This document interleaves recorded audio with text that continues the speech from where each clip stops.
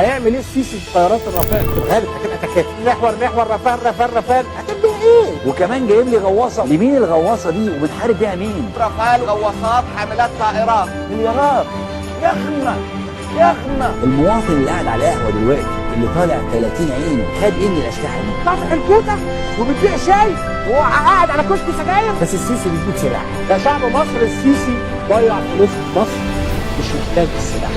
كنت اتمنى من اللي بيسال السؤال يقول لي اخبار ليبيا ايه؟